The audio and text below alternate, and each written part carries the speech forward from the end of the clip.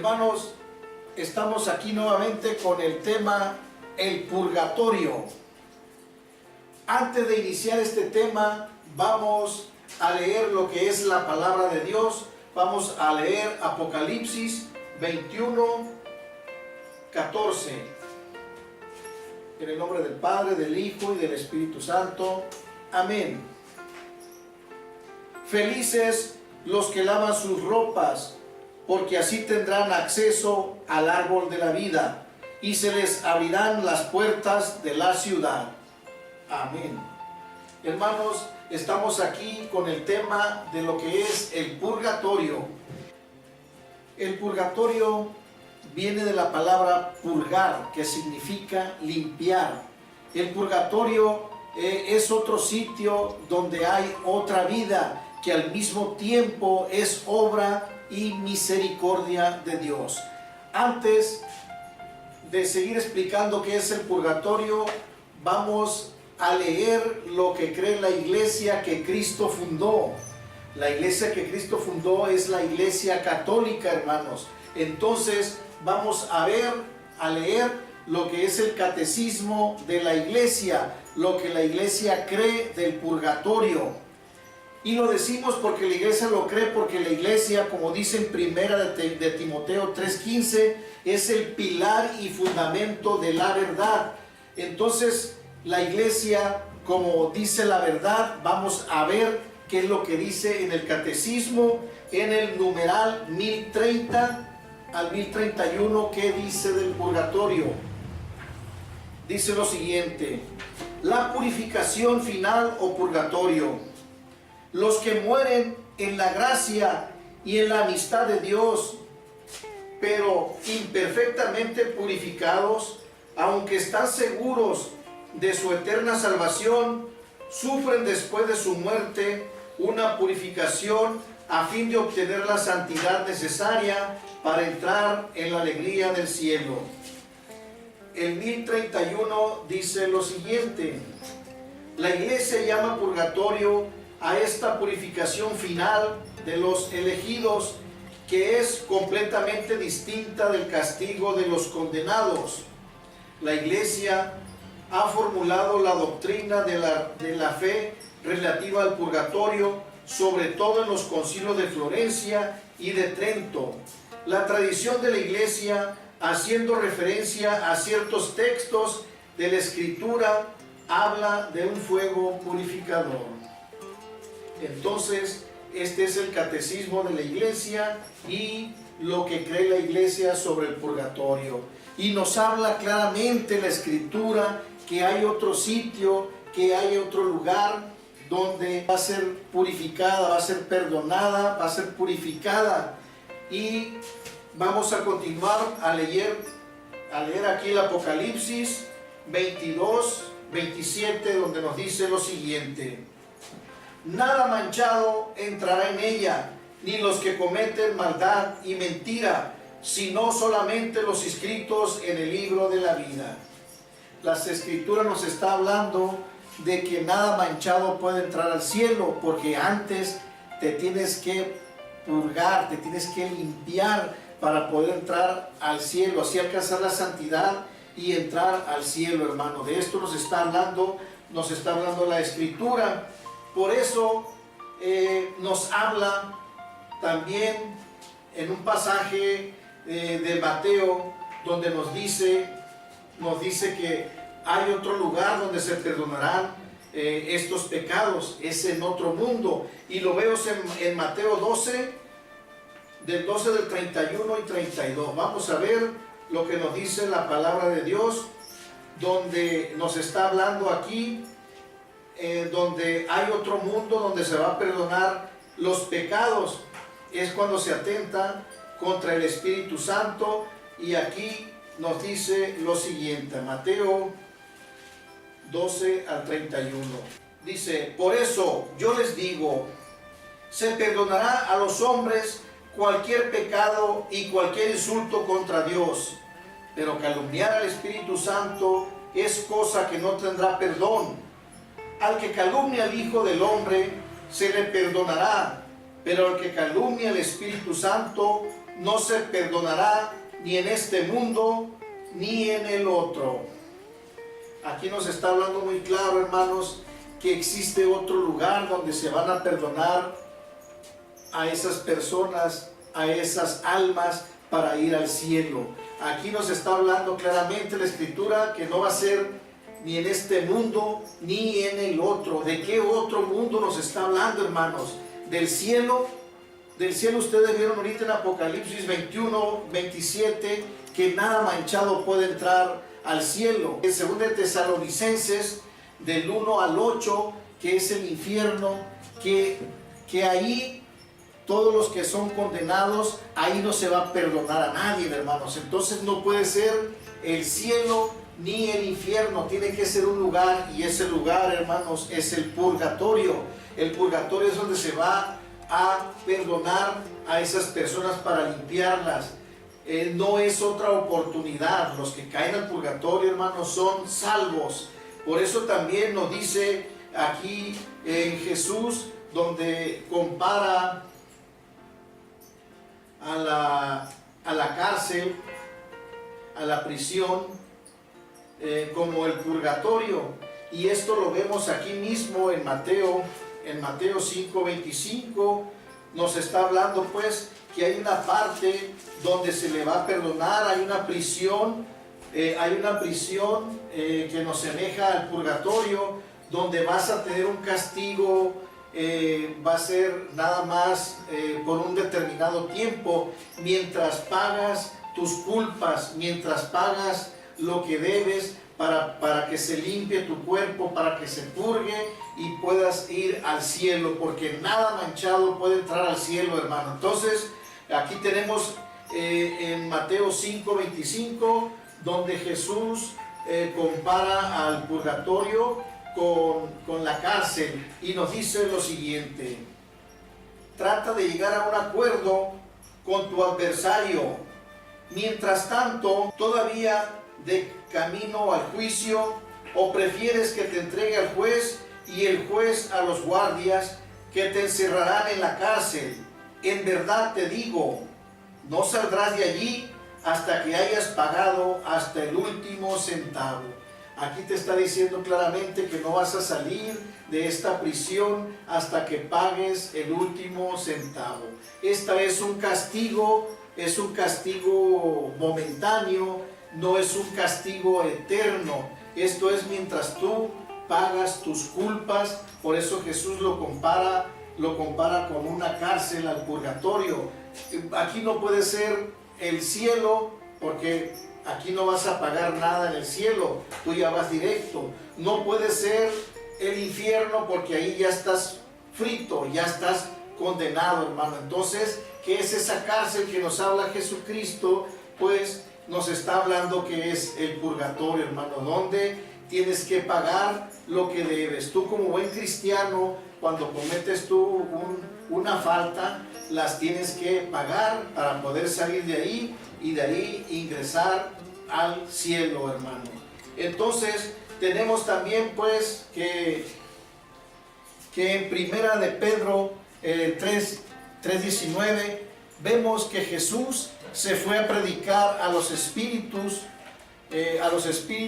estuvo con los muertos de tiempo pasado y a los que venía a salvar. Y esto lo vamos a ver en primera de Pedro. Entonces fue a predicar a los espíritus encarcelados.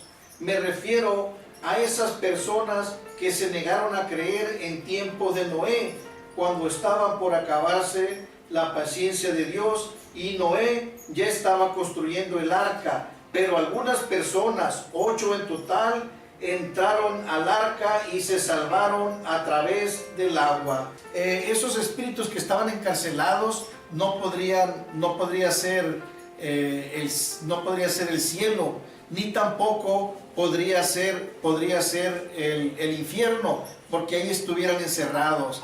La prisión no puede ser. ¿Y qué era? Claro que era el purgatorio. A ver, ¿dónde se encontraban los espíritus de Moisés y de Elías? Por ejemplo, que estaban en la transfiguración, como lo vemos en Mateo 17:13. no podrían haber estado en el cielo, puesto que el cielo estaba cerrado, como lo dicen en Juan 3:13, el cielo estaba cerrado, y si hubieran estado en el infierno, pues estarían perdidos, porque ahí ustedes saben que el infierno ahí no se perdona nada. Tenemos pues que tenían que estar ellos, ¿en dónde? En el purgatorio, hermanos. Ellos tenían que estar en el purgatorio, porque si no, el cielo todavía no estaba abierto, ellos estuvieran perdidos también si estuvieran en el infierno. Lo que les digo pues, que la palabra purgatorio, hermanos, no viene, estamos claros que no viene en la Biblia, pero viene la enseñanza. No viene la palabra purgatorio, hermanos, porque la Biblia no es un diccionario, viene la enseñanza, así como la Trinidad, viene la enseñanza de la Trinidad, hermanos. Imagínense si nos ponemos que no viene en la Biblia como si fuera un diccionario, pues nunca terminaríamos, hermanos. Por eso nuestros hermanos, muchas veces, nuestros hermanos de otras religiones, nos citan algunas páginas de la Biblia, como Hebreos 10:14 y Primera de Corintios 6:11, para decir pues que ellos están limpios y que no tienen pecados. Pero acuérdense, hermanos, que lo que dice la palabra de Dios, que ahí nada manchado puede entrar al cielo. Y también nos dice que aquel en Primera de Juan 1:8, que el que no tenga pecado es un mentiroso. Por eso las citas que nos dicen nuestros hermanos de otras religiones, pues sale sobrando, hermano. Por eso nos está hablando aquí que aquellos que tienen pecados se puede hacer oración. Se puede hacer oración para aquellas personas, para quitar sus manchas, para purificarlos. Todo pecado tiene maldad, pero no todo pecado te lleva a la muerte, no todo pecado te lleva al infierno. Entonces, solamente te lleva al infierno aquel pecado que es de muerte. Y esto lo vamos a ver en Primera de Juan 5:16, 17, que no todos los pecados nos llevan al infierno. Por eso está el purgatorio, hermanos. Primera de Juan 5:17, 5:16. Dice lo siguiente: si alguno ve a su hermano en el pecado, un pecado que no ha traído la muerte, ore por él, y Dios le dará vida. Hablo de esos pecados cuyos pecados no es para la muerte, porque también hay un pecado que lleva a la muerte, y no pido oraciones en este caso. Fíjense aquí, hermanos, qué contundente es la palabra de Dios. Es Juan cuando nos está hablando que hagamos oraciones por aquellas personas que no tienen pecado de muerte. Por eso la iglesia pide oraciones. Por eso San Pablo en 1 de Timoteo hace oración por Onésimo, aquella persona que estuvo con él en las evangelizaciones, y lo vemos en 2 de Timoteo del 1 al 16. Vamos a ver que cuando le dice aquí Pablo que se acuerde de él en aquel día. 2 de Timoteo 1:16, que el Señor tenga piedad de la familia de Onésimo, porque a menudo me dio ánimos y no se avergonzó cuando supo que estaba en prisión. Aquí vemos, hermanos, por qué ora San Pablo por el difunto de Onésimo, si pensaba que estaba en el cielo o en el infierno.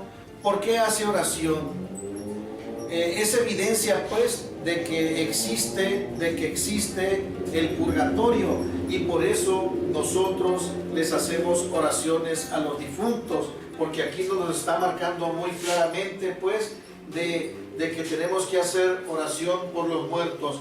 Y algo más claro aquí nos dice en el Antiguo Testamento, en segunda Macabeos 12:46, donde nos dice también pues de que aquí se hace oración por los difuntos, y nos dice lo siguiente: pero él presumía que una hermosa recompensa espera a los creyentes que se acuestan en la muerte. De ahí que su inquietud fue santa, y de acuerdo con la fe mandó pues ofrecer ese sacrificio de expiación por los muertos para que se quedaran libres de esos pecados.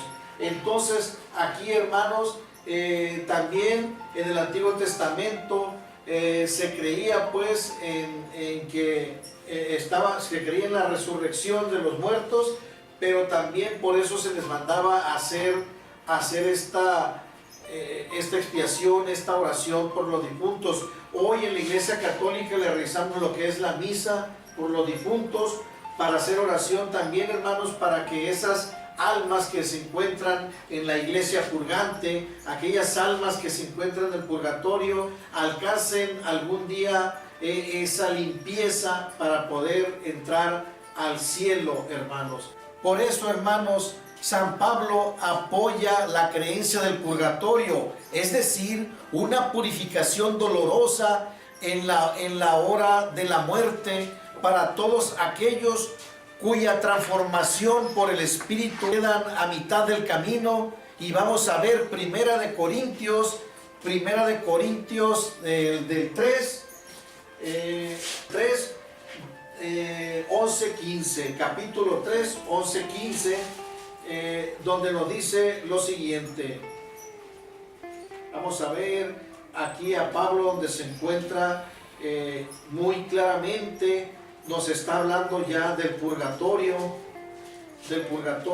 y ya aquella persona que no lo quiere entender, pues es que tiene ojos y no ve, tiene oídos y no escucha, hermanos. Entonces, Primera de Corintios: pues nadie puede cambiar la base, ya está puesta, y es Cristo Jesús. Sobre este cimiento se puede construir con oro, plata, piedras preciosas, madera, caña o paja. Un día se verá el trabajo de cada uno y se hará público en el día del juicio, cuando todo sea probado por el fuego. El fuego pues probará la obra de cada uno. Si lo que has construido resiste al fuego, serás premiado. Pero si la obra se convierte en cenizas, el obrero tendrá que pagar. Se salvará, pero como a través del fuego. Hermanos, se salvará aquella persona que entra al purgatorio, ya esa persona está salva. Entonces queda claro que el purgatorio tenemos que pagar la deuda para salvarnos. El purgatorio se considera una gran bendición del Señor.